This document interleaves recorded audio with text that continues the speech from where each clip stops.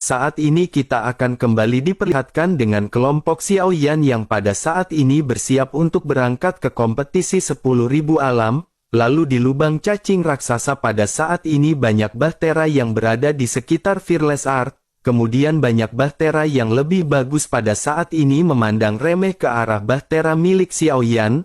Lalu di antara banyaknya bahtera ini salah satu bahtera pada saat ini mendekat. Kemudian seorang pria berambut pirang di atas bahtera sepertinya sangat penasaran dengan bahtera milik Xiaoyan. Sosoknya pada akhirnya segera bertanya kepada Xiaoyan, bolehkah dirinya datang dan mengunjungi bahtera Xiaoyan? Xiaoyan tidak keberatan dan tersenyum sebelum akhirnya mengangguk. Sosok itu pun tidak menunjukkan rasa permusuhan apapun dan segera melesat ke bahtera milik Xiaoyan. Keduanya berbincang-bincang santai dan saling berkenalan. Sosok tersebut bernama Geng Ping dan dirinya juga ingin mengikuti kontes 10.000 alam. Pada akhirnya setelah bincang-bincang santai berbasa-basi sosok tersebut pun memutuskan untuk kembali ke bahteranya.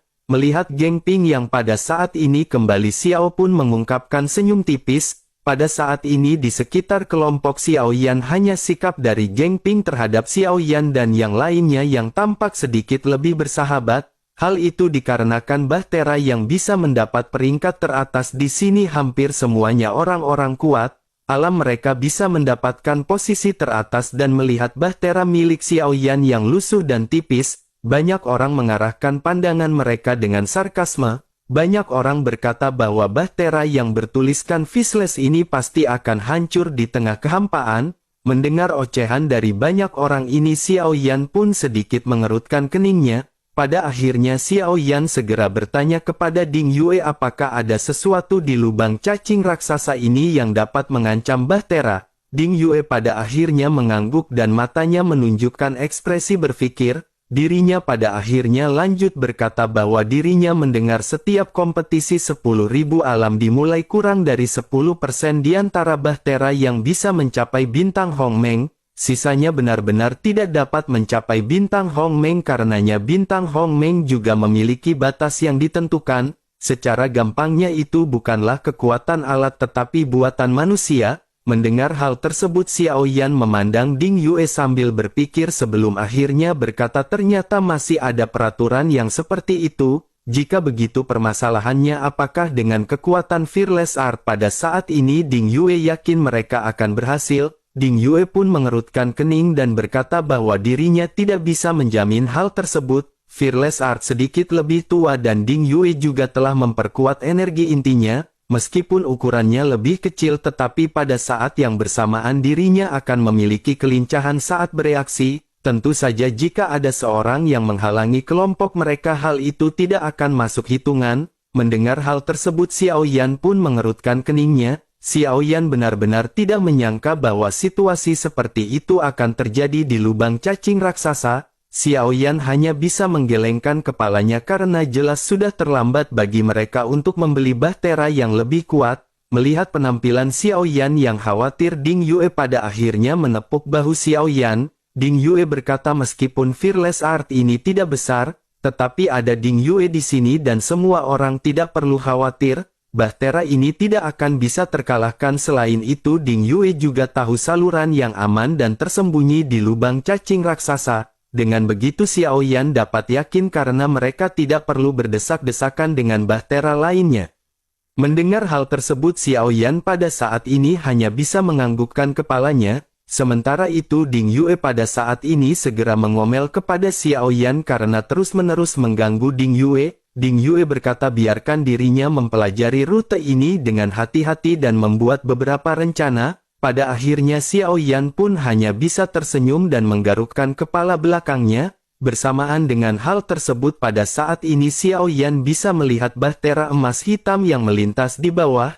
Banyak seruan dari kerumunan ketika bahtera tersebut muncul. Karakter besar yang tertulis di bahtera tersebut benar-benar sudah cukup untuk menarik banyak perhatian. Semua orang segera menyadari bahwa sosok itu adalah Jiang Ya dari aliansi Dosian Bintang 1000.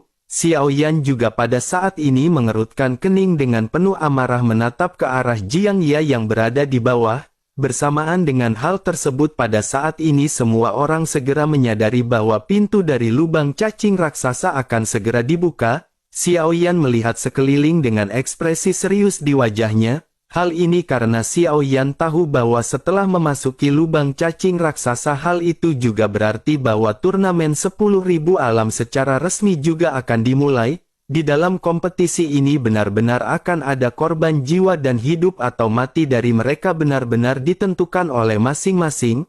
Oleh karena itu semua orang pada saat ini benar-benar harus bertahan hidup di arus deras. Xiao Yan pada saat ini menatap ke arah kerumunan dengan banyak bahtera yang pada parkir. Xiao Yan bergumam ada sekitar 5.000 bahtera yang memasuki lubang cacing pada waktu ini. Jika begitu permasalahan bukankah di akhir hanya akan ada 500 bahtera? Daya saing dari kapal yang bisa mencapai bintang Hongmeng ini benar-benar cukup menakutkan. Pada akhirnya satu demi satu bahtera menuju lubang cacing raksasa dan di sini tidak ada peraturan yang mengatur mereka. Begitu mereka memasuki lubang cacing raksasa maka mata semua orang benar-benar akan menjadi merah. Tidak ada persahabatan dan yang ada hanyalah persaingan dan semua orang benar-benar menjadi musuh. Hanya pemenanglah yang bisa bertahan dan menjadi penguasa selama perjalanan. Pada akhirnya tibalah kelompok Xiao Yan pada saat ini memasuki lubang cacing raksasa.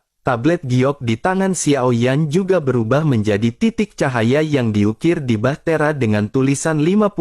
Xiao Yan sedikit terkejut meremas dagunya dan bergumam pada dirinya sendiri. Xiao Yan berkata meskipun sepertinya tidak ada aturan sebenarnya tidak seperti itu. Tidak lama setelah itu pada saat ini pandangan semua orang segera berubah menjadi gelap saat mereka memasuki lubang cacing raksasa. Barulah kemudian Ding Yue keluar memegang peta laut bintang di tangannya. Ding Yue memanggil semua orang dan pada saat ini segera menjelaskan rute mereka dengan jelas. Ding Yue berkata bahwa ada beberapa jalur yang menuju ke bintang Hongmeng. Lubang cacing raksasa itu bukan hanya terdiri dari satu jalur saja, mereka harus mengetahui aliran turbulensi dan jika tidak maka akan sulit untuk menghadapi arus turbulensi, terlebih lagi dengan kondisi dari Fearless pada saat ini tentu akan sangat sulit untuk menahan dampak dari arus turbulensi. Pada saat ini ada ratusan stasiun luar angkasa oleh karena itu mereka harus memastikannya sekarang.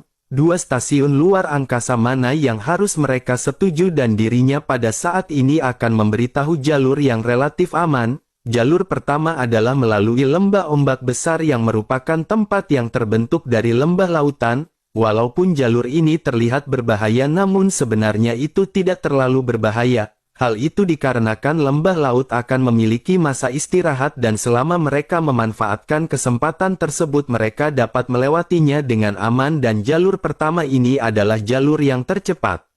Sementara itu untuk jalur keduanya adalah mereka akan melewati sebuah reruntuhan. Ding Yue khawatir banyak orang yang ingin pergi ke reruntuhan ini untuk mencari sebuah keberuntungan. Bahaya yang berada di sana bukanlah aliran turbulensi tetapi setiap orang yang bertemu bisa menjadi musuh. Sementara itu yang ketiga rute ini diam-diam dipelajari oleh rumah lelang Ling secara kebetulan. Konon juga ada reruntuhan di sana tetapi rutenya masih sangat tidak jelas. Sangat sedikit orang yang mengetahuinya atau bahkan tidak ada sama sekali. Tetapi meskipun rute ini misterius namun jika reruntuhannya benar-benar ada mungkin itu akan menjadi rezeki dan jika berjalan lancar kecepatan mereka akan lebih cepat. Jika rute ini telah terungkap maka kecepatannya benar-benar jauh lebih cepat daripada rute pertama.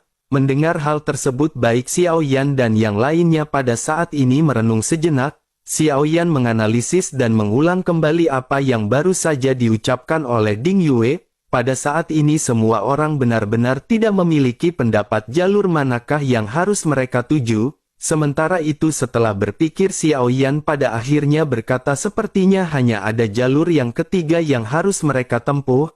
Entah itu peluang atau keamanan sepertinya itu adalah pilihan utama. Namun meskipun begitu faktor yang tidak stabil dan ketidakpastian menjadi kendala besar bagi mereka. Mendengar hal tersebut Ding Yue pada saat ini mengangguk dan berkata bahwa apa yang dikatakan oleh Xiao Yan memang benar. Secara umum semua rute benar-benar memiliki resiko. Rute lain tampak aman tetapi faktanya akan ada turbulensi dan banyak orang yang menyebabkan permasalahan. Oleh karena itu Ding Yue juga pada saat ini berpikir bahwa Ding Yue setuju dengan rute yang ketiga. Xiao Yan pada akhirnya segera menoleh ke sekeliling dan pada saat ini semua orang terlihat tidak keberatan. Pada akhirnya diputuskan bahwa kelompok Xiao Yan akan segera menempuh jalur ketiga sesuai arahan dari Ding Yue. Pada akhirnya kembali menjelaskan bahwa mereka membutuhkan waktu 50 tahun untuk mencapai stasiun luar angkasa pertama. Oleh karena itu selama perjalanan ini semua orang bisa yakin dan santai, tetapi meskipun begitu mereka harus tetap berhati-hati agar tidak diserang oleh bahtera lain. Pada akhirnya semua orang pun mengangguk mendengar apa yang dikatakan oleh Ding Yue dan mengatur agar semua orang bergiliran menjaga. Sementara itu Xiao Yan pada saat ini berkata kepada semua orang yang tidak memiliki jadwal untuk segera berlatih, pertempuran berikutnya akan menjadi lebih kejam dan mereka masing-masing harus bekerja lebih keras. Semua orang pada akhirnya mengangguk mendengar apa yang baru saja dikatakan oleh Xiao Yan.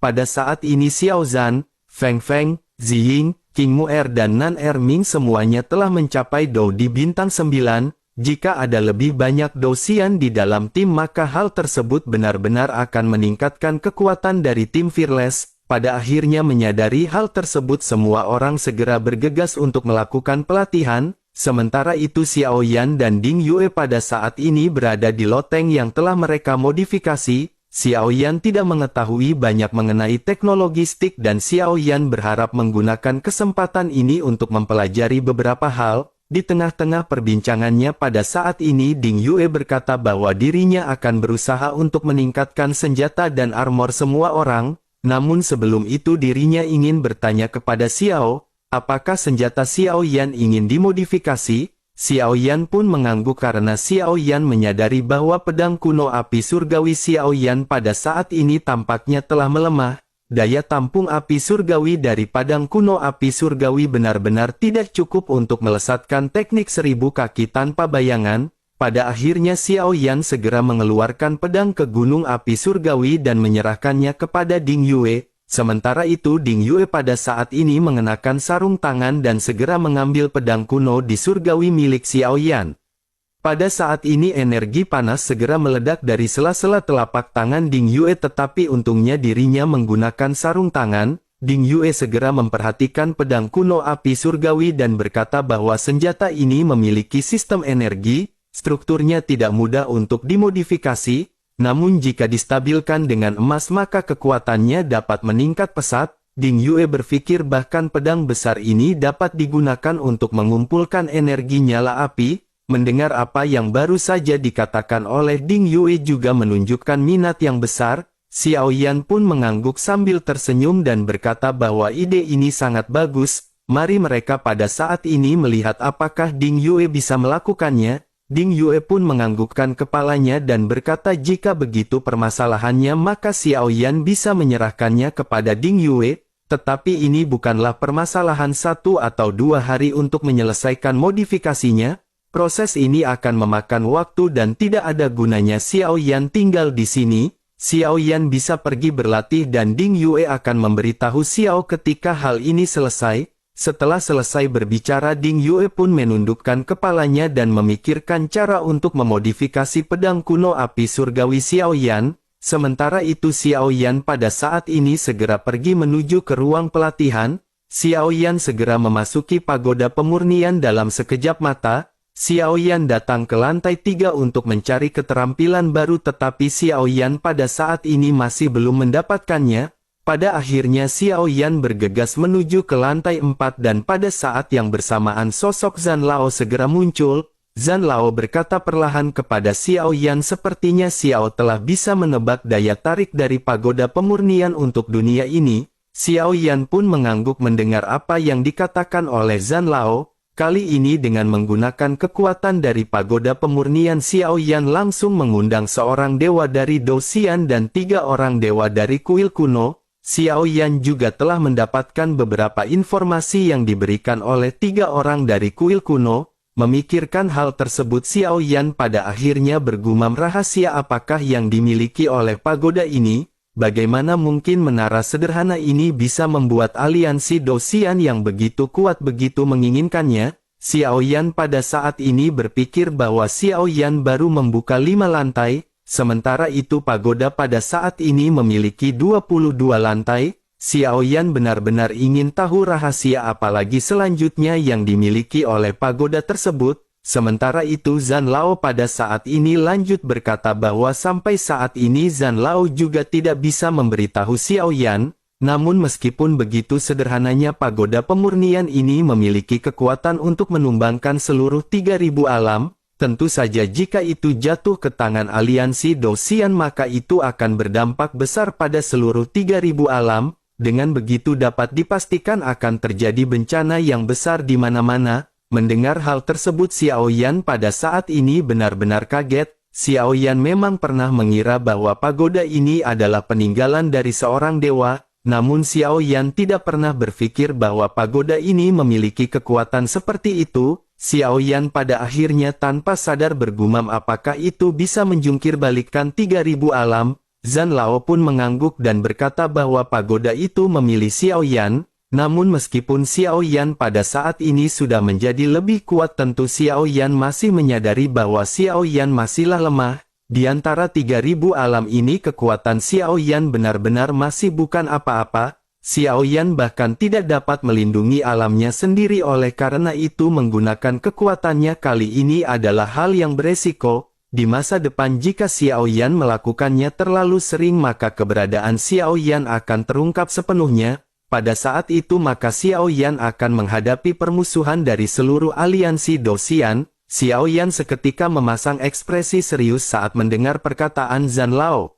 Sementara itu Zhan Lao lanjut berkata tetapi Xiao Yan tidak perlu khawatir, meskipun pagoda itu benar-benar terekspos tetapi kekuatannya udah cukup untuk membantu Xiao Yan menghancurkan setengah dari aliansi Dosian. Namun pada saat yang bersamaan mungkin pagoda ini juga akan meninggalkan Xiao Yan sepenuhnya. Pagoda ini memiliki spirit dan Zhan Lao telah dibentuk roh oleh pagoda tersebut. Zhan Lao bisa membimbing Xiao Yan tetapi jalan untuk menjadi kuat harus melalui diri sendiri. Apakah Xiao Yan bisa menjadi kuat untuk menaklukkan pagoda dan membuatnya tunduk semuanya tergantung pada diri Xiao Yan sendiri. Mendengar hal tersebut Xiao Yan pada saat ini menyipitkan matanya dan menyadari sesuatu. Xiao Yan selalu memiliki perasaan misterius seperti perasaan kedekatan dalam perjalanannya terhadap pagoda ini. Xiao Yan juga daripada saat yang bersamaan sepertinya pagoda pemurnian ini juga mengandalkan Xiao Yan. Pada akhirnya Xiao Yan berkata kepada Zhan Lao bahwa Xiao Yan selalu merasa seperti memiliki hubungan yang sangat kuat dengan pagoda. Adapun mengenai hubungannya Xiao Yan benar-benar tidak bisa mengatakan apakah hal tersebut. Mendengar hal tersebut Zhan Lao pun sedikit terkejut dan menyadari sepertinya Xiao Yan telah menyadari apa yang dirinya rahasiakan. Melihat ekspresi Zhan Lao yang terkejut ini Xiao Yan pun terus bertanya apakah pagoda ini benar-benar ada hubungannya dengan Xiao Yan. Setelah beberapa saat dan laut pun sedikit mengangguk dan tubuh Xiao Yan tiba-tiba bergetar. Sementara itu Zhan Lao lanjut berkata bahwa hal itu bukan karena dirinya memiliki hubungan dengan Xiao Yan, lebih tepatnya bisa dikatakan bahwa pemilik dari generasi sebelumnya memiliki hubungan yang nyata dengan Xiao Yan. Zhan Lao tidak dapat memberitahu Xiao Yan terlalu banyak mengenai hal-hal seperti ini. Jika Xiao Yan tidak bisa mencapai langkah yang lebih tinggi maka semuanya benar-benar akan percuma untuk dijelaskan. Xiao Yan pun mengerutkan kening ketika Xiao Yan mendengar perkataan dari Zhan Lao. Namun Xiao Yan pada saat ini pantang menyerah dan lanjut bertanya bisakah Zhan Lao memberitahu Xiao Yan namanya. Mendengar hal tersebut Zhan Lao pada saat ini menghela nafas dan menggelengkan kepalanya. Zhan Lao lanjut berkata sejujurnya nama dari master generasi sebelumnya dari pagoda pemurnian adalah kata terlarang. Nama ini bahkan benar-benar tidak diperbolehkan di dunia ini. Oleh karena itu pada saat ini Zhan Lao berharap Xiao Yan bisa mewarisi kemauan dari master generasi sebelumnya. Itu adalah satu-satunya cara untuk Xiao Yan bisa memecahkan permasalahan ini. Xiao Yan harus menjadi jauh lebih kuat jika ingin mengetahui nama tersebut. Mendengar hal tersebut, Xiao Yan pada saat ini menyadari bahwa Zhan Lao benar-benar tidak bisa mengungkapkan hal tersebut. Pada akhirnya Xiao Yan hanya bisa menekan emosinya dan berniat untuk menjadi lebih kuat agar bisa mengetahui rahasia tersebut. Xiao Yan pun berkata bahwa Xiao Yan akan berusaha untuk menjadi lebih kuat. Xiao Yan benar-benar akan berusaha untuk bisa mewarisi wasiat ini. Mendengar hal tersebut, Zhan Lao pun menganggukkan kepalanya dan berkata bahwa Zhan Lao berharap begitu. Xiao Yan pada akhirnya mengepalkan tinjunya dan mengangguk dengan tegas sebelum akhirnya berkata jika begitu permasalahannya maka mereka harus segera berlatih. Xiao Yan pada akhirnya segera menganalisis metode serangan terkuat milik Xiao Yan pada saat ini. Xiao Yan bergumam bahwa teratai api surgawi dan tinju nirwana keduanya menggunakan kekuatan ledakan api. Tetapi efek dan jangkauan dari keduanya pada saat ini benar-benar berbeda. Teratai api surgawi memiliki jangkauan yang lebih luas tetapi kekuatannya tidak terkonsentrasi. Itu benar-benar sangat cocok jika diterapkan untuk pertarungan di dalam kelompok.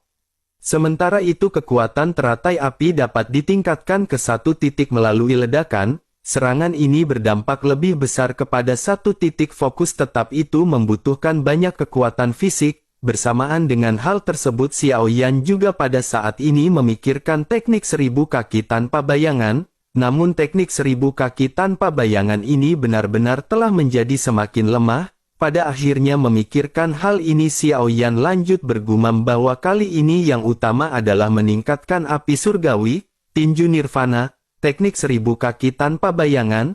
Xiao Yan pada akhirnya segera menantang dirinya sendiri untuk meningkatkan kemampuan dari ketiga serangan tersebut. Serangan yang Xiao Yan gunakan setiap kali juga pada saat ini semakin kuat. Xiao Yan terus memperoleh pencerahan dan kecepatan kondensasi dari pembentukan teratai api menjadi semakin cepat. Dalam pertempuran sengit semakin cepat Xiao Yan memadatkan teratai api surgawi, maka hal itu akan semakin baik. Xiao Yan bisa lebih fleksibel dalam pertempuran dan tidak memerlukan bantuan dari semua orang untuk menunda-nunda. Selain itu pada saat ini teknik 1000 kaki tanpa bayangan Xiao Yan juga ditampilkan ke tingkat yang lebih tinggi. Xiao Yan terkejut melihat sosok ilusi Xiao Yan pada saat ini mengeluarkan teknik 1000 kaki tanpa bayangan. Jumlah dari 1000 kaki pada saat ini terus berlipat ganda hingga pada akhirnya menyentuh angka 10.000. Di tengah-tengah keterkejutan ini Xiao Yan bergumam, jika sudah mencapai 10.000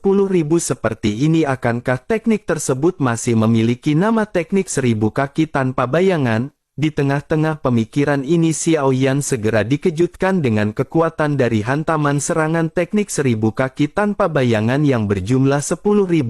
Xiao Yan pada akhirnya bergumam bahwa ini benar-benar kekuatan yang sangat menakutkan. Namun meskipun begitu Xiao Yan juga pada saat ini merasa sedikit ngeri setelah melihat bahwa pedang gunung api surgawi ikut meledak.